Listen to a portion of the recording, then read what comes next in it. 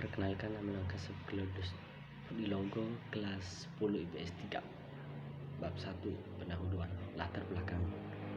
Air merupakan unsur yang vital dalam kehidupan manusia. Seorang tidak dapat bertahan hidup tanpa air. Karena itulah air merupakan salah satu penopang hidup bagi manusia.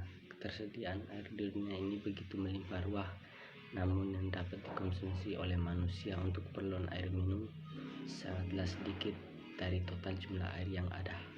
Hanya 5% saja yang tersedia sebagai air minum, sedangkan sisanya adalah air laut.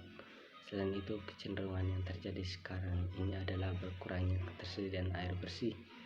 Itulah dari hari ke hari, semakin meningkatnya populasi, semakin besar pula kebutuhan akan air minum, sehingga ketersediaan air bersih pun semakin berkurang. Seperti yang disampaikan Jacques Diop, Direktur Jenderal Organisasi Pangan dan Pertanian Dunia, saat ini penggunaan air dunia naik 2 kali lipat lebih dibandingkan dengan seabad silam.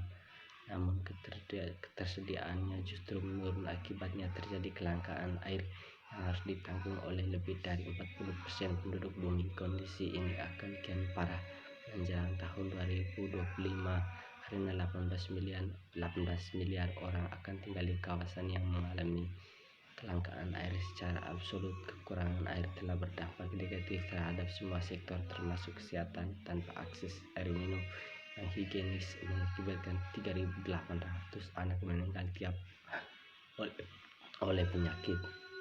Tujuan penulis makalah ini yaitu mengetahui dan memahami potensi ketersediaan air di Indonesia, mengetahui gambaran krisis air bersih di Indonesia.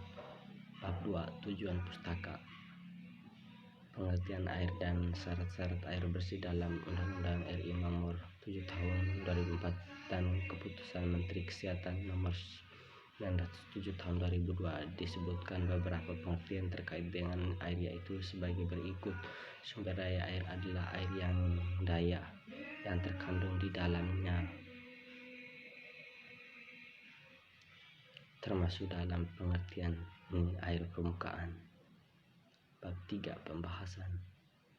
Gambaran umum krisis air bersih di Indonesia berdasarkan data WHO tahun 2000 diperkirakan terdapat lebih 2 miliar manusia per hari terkena dampak kekurangan air di lebih dari 40 negara di dunia. 1,1 miliar tidak mendapatkan air yang memadai dan 2,4 miliar tidak mendapatkan sanitasi yang layak.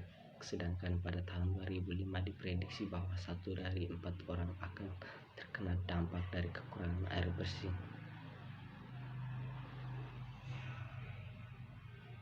Kecenderungan konsumsi air diperkirakan terus naik hingga 15-35% per kapita per tahun, sedangkan ketersediaan air bersih cenderung melambat berkurang akibat kerusakan alam dan pencemaran.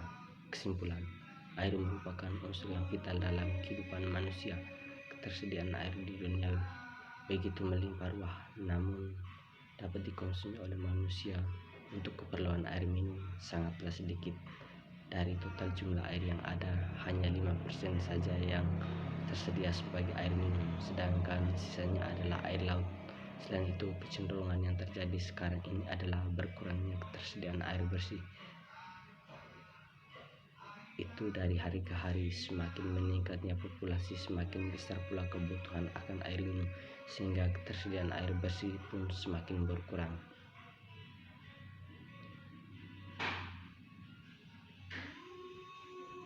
Terima kasih.